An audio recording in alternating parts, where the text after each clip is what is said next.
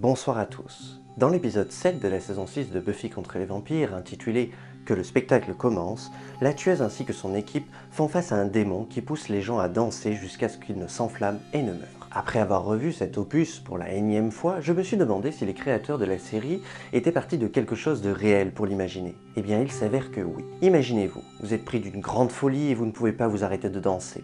Dansez à vous en brûler les pieds, dansez jusqu'à la mort. Cette folie dansante s'est bel et bien produite et a été observée en Alsace ainsi qu'en Allemagne. Restez avec nous, c'est un nouveau sujet, c'est un nouveau JTR.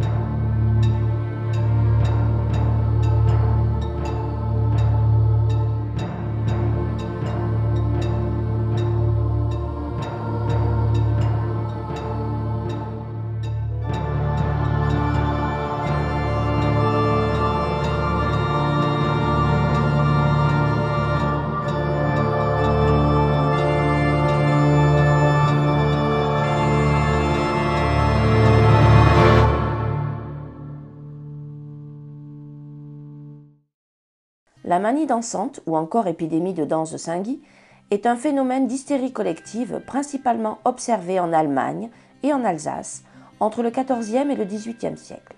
Il s'agit d'un groupe de personnes se mettant subitement à danser de façon incontrôlable et frénétique.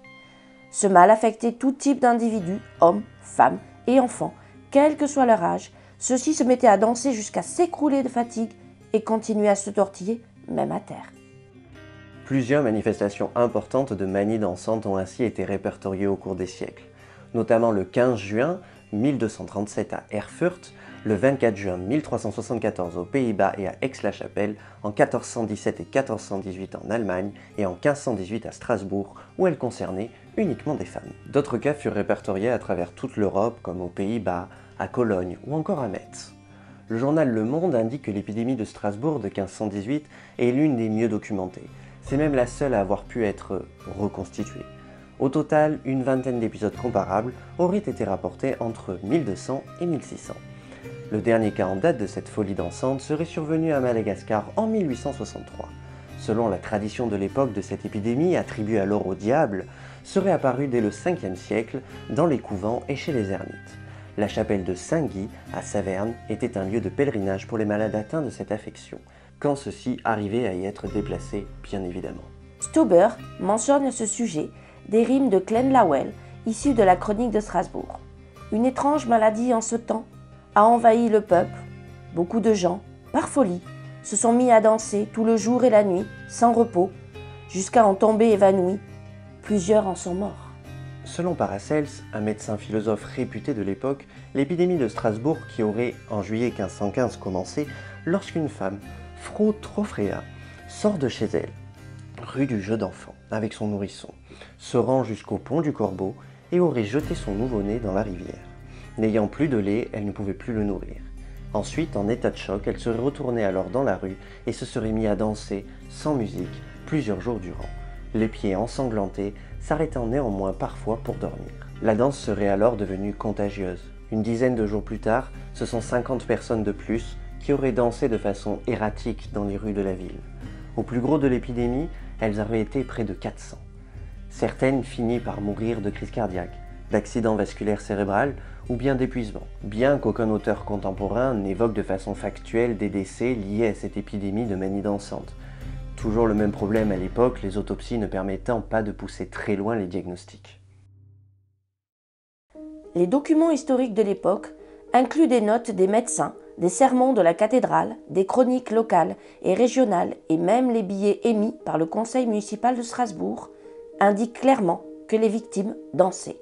On ignore encore aujourd'hui pourquoi ces personnes se sont mises à danser jusqu'à ce que mort s'en suive. Bien étrange tout cela, comme si une force invisible en était la cause. Dans A Time to Dance, A Time to Die, The Extraordinary Story of Dancing of Plague 1518, traduit en français Les danseurs fous de Strasbourg, une épidémie de transe collective aux éditions Nu et Bleu, que je vous invite à lire, L'historien de la médecine de l'Université du Michigan, John Weller, décrit des scènes terrifiantes, avec à l'intérieur certains même des malades appelant apparemment à l'aide, incapables de s'arrêter. Le regard vague, le visage tourné vers le ciel, leurs bras et jambes animés de mouvements spasmodiques et fatigués, leurs chemises, jupes et bas, trempés de sueur, collés à leurs corps émaciés. Comme l'épidémie ne cessait de s'aggraver, les nobles des zones, inquiets, demandent l'avis des médecins locaux. Ces derniers rejetèrent les causes astrologiques et surnaturelles, annonçant qu'il s'agissait d'une maladie naturelle causée par un sang trop chaud. Néanmoins, au lieu de prescrire des saignées, comme il était d'usage à l'époque, les autorités encouragèrent les danseurs en établissant un marché au grain et en construisant une scène en bois. Ils pensaient en effet que les malades ne s'arrêteraient de danser que s'ils pouvaient la faire sans interruption jour et nuit jusqu'à l'épuisement. Cela pourrait se résumer à un arrêt de la maladie par elle-même, ne laissant que les plus résistants en vie. D'ailleurs, cela paraît très actuel. Pour améliorer l'efficacité du traitement, les autorités embauchèrent même des musiciens pour maintenir la danse des malades, soigner le mal par le mal, en quelque sorte. Mais en mettant les danseurs sur le devant de la scène, la ville n'aurait fait qu'exposer un peu plus la maladie dans les rues de Strasbourg, contaminant de plus en plus de citoyens. Au total, c'est plus de 400 personnes qui seront touchées. Dans un acte de contrition, ou si vous préférez un acte sacré de l'Église, le jeu, la prostitution sont interdits et les débauchés bannis. Lorsque cela s'est avéré inefficace, le conseil de la ville décide de les envoyer à Saverne, où les malades assistent à une cérémonie en l'honneur de Saint Guy, connu pour être le protecteur des malades de Corée. Au final, il faudra plusieurs semaines avant que l'épidémie ne cesse, après avoir fait des centaines de morts. Et bien évidemment, aucune n'est liée à ces cérémonies religieuses. En effet, les déplacements des malades, si on suit les progrès de la science aujourd'hui, ont tout simplement stoppé la maladie dans la ville d'origine.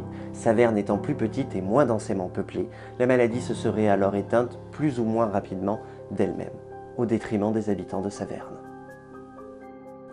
Le premier foyer important de manie dansante est supposé avoir eu lieu à Aachen, en Allemagne, le 24 juin 1374, après quoi elle se propagea rapidement à travers la France, l'Italie, la Belgique, le Luxembourg et les Pays-Bas. Maastricht, Trèves, Zurich et Strasbourg ont eu chacun 2 ou plusieurs épisodes.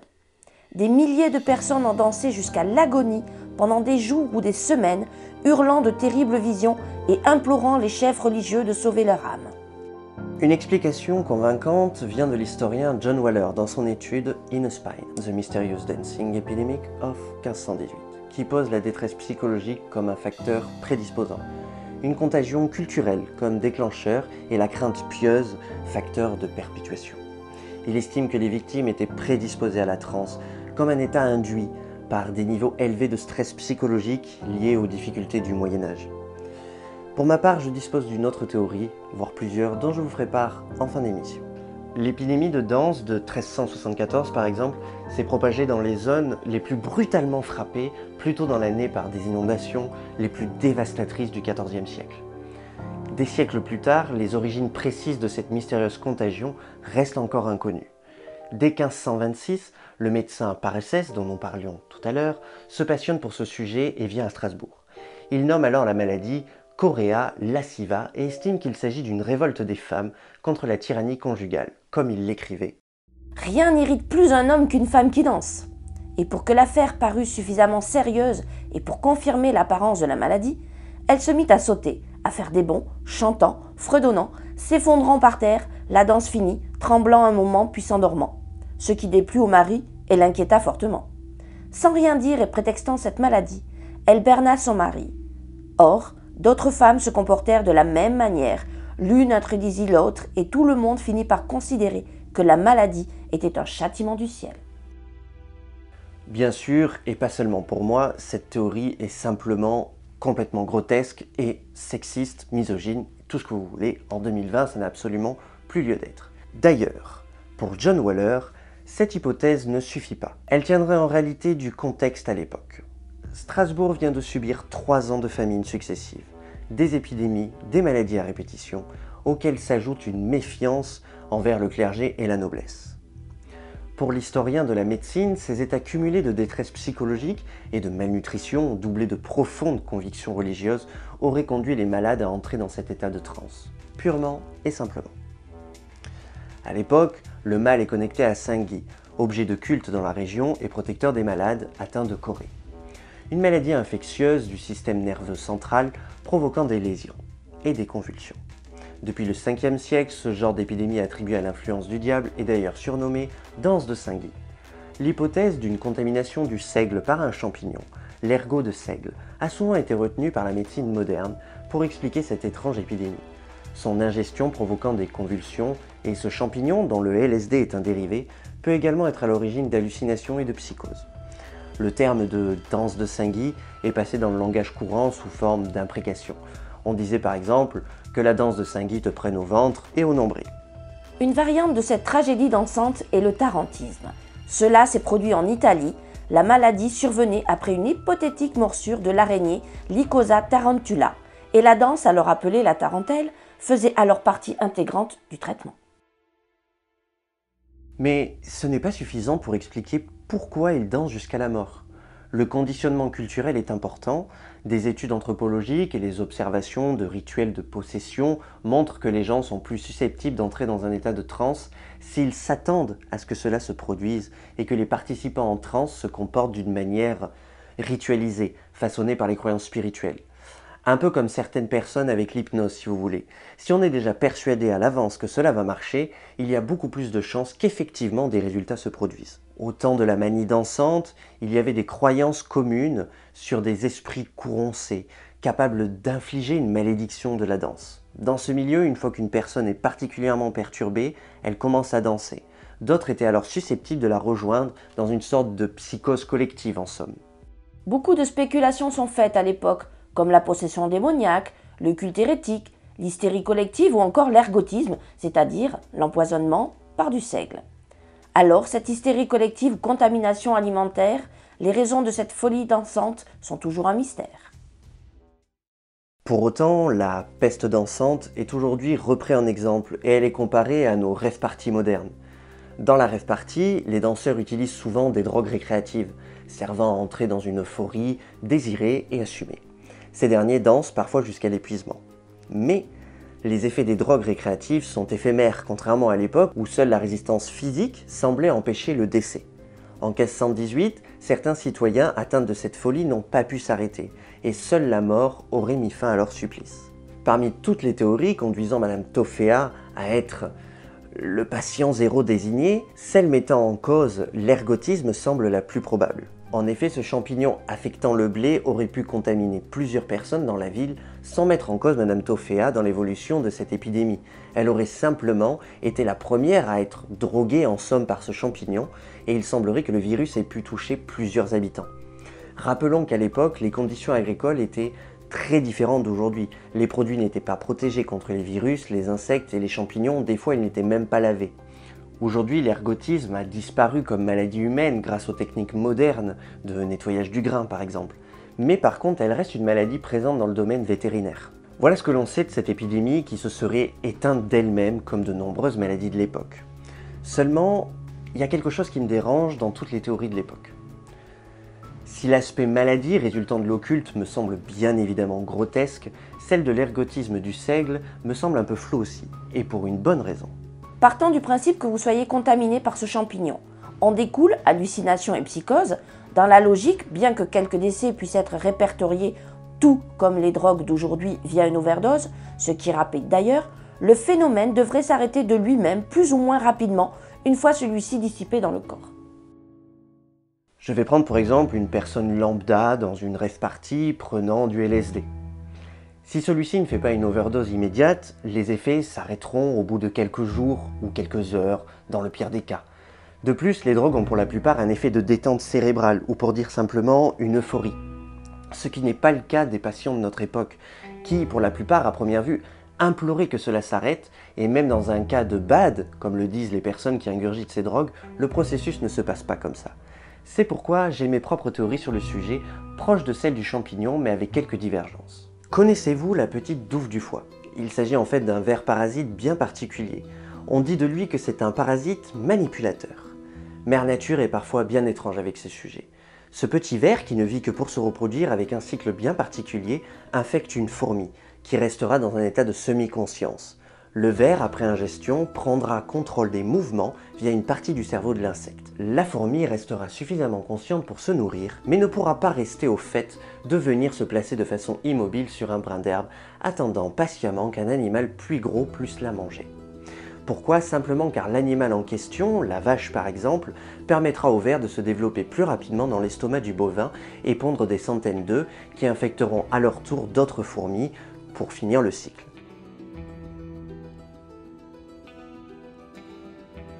Pour moi, il est fort possible qu'un ver similaire ait pu infecter quelconque denrée alimentaire de l'époque. Certainement pas pour infecter l'humain, mais peut-être d'autres animaux pour continuer un cycle de vie. La population de l'époque, développant grandement son agriculture par rapport à avant, pourrait expliquer que cela ne se soit pas produit bien avant. Pour le reste, le cerveau humain étant beaucoup plus développé que celui des animaux, cela pourrait peut-être expliquer pourquoi le contrôle ne se serait limité qu'au mouvement. Quant à l'extinction de la maladie, en déplaçant les malades dans des sortes de quarantaines de fortune, sans le savoir et en milieu clos, il est fort possible que le résultat ait été le décès du parasite, expliquant l'arrêt des symptômes. Le fait que celle-ci se soit arrêtée subitement de se reproduire alors qu'elle avait fait le tour de l'Europe peut se traduire par une évolution technique et technologique du traitement de l'agriculture au même moment. Une sorte de coïncidence bien heureuse qui aurait signé la fin de ce parasite. Alors bien sûr, ce n'est qu'une théorie, et mes connaissances en épidémiologie et études des maladies ne me permettent malheureusement pas de développer plus en détail ma théorie. Mais, au cours de mes recherches, juste avant la fin de l'écriture de cette émission d'ailleurs, j'ai eu une conversation très intéressante avec ma partenaire Twitch, Bowie, qui a suivi des études vétérinaires très poussées. Pour elle, ma théorie du ver, bien que plausible, ne serait pas la solution. En effet, pour ce qu'il s'agit des vers manipulateurs, ceux-ci sont extrêmement petits, la taille d'une fourmi au maximum de leur développement. Et le cerveau humain étant tellement grand qu'il serait pratiquement impossible, au vu de la petite taille de ces parasites, qu'ils puissent contrôler une partie du corps. À moins que ceci se soit particulièrement acclimaté à l'homme, ou bien que ce soit une bactérie fixée sur la zone du myéline, la colonne vertébrale contrôlant les mouvements. Mais dans ce cas, l'épidémie aurait été beaucoup plus compliquée à éradiquer. Nous avons alors élaboré une nouvelle théorie au fur et à mesure de notre discussion. Certaines maladies connues encore aujourd'hui et très mal soignées causent ce que l'on appelle des spasmes frénétiques ou encore crampes incontrôlées. Si le terme danse était utilisé, il est bien plus probable qu'il s'agissait en fait de spasmes faisant bouger frénétiquement les patients. Les personnes atteintes de ces maladies provoquant ce genre de symptômes expliquent que ces spasmes sont tellement épuisants qu'ils peuvent engendrer de graves conséquences. La plupart de ces spasmes sont dus à un manque de potassium. Attention, je ne parle pas aux petits manques qui se soignent avec quelques gélules en pharmacie, on parle là de gros manques, pouvant emmener même jusqu'au décès. Nous n'aurons pas la réponse aujourd'hui, mais toutes ces théories sont très intéressantes, que ce soit de la tarentule aux drogues, en passant par la bactérie ou encore la maladie éclair qui se serait éteinte naturellement. Dans tous les cas, cette histoire sombre et cette époque me parut passionnante à travailler et elle m'a permis d'étoffer mes connaissances dans plusieurs domaines. Vous le voyez déjà venir, mais c'est la fin de cette émission. Et si celle-ci vous a plu, je vous invite grandement à la partager et la liker, ainsi qu'à vous abonner bien sûr, en n'oubliant pas d'activer la petite cloche pour ne rien rater.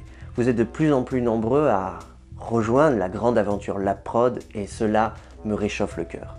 Je remercie grandement Bowie pour ses connaissances vétérinaires sur le sujet et pour m'avoir grandement aidé sur la fin et la conclusion de cette émission. Je vous souhaite une excellente soirée et quant à moi, il est temps de repartir dans de nouvelles recherches. Et je vous dis à bientôt dans un prochain JTR.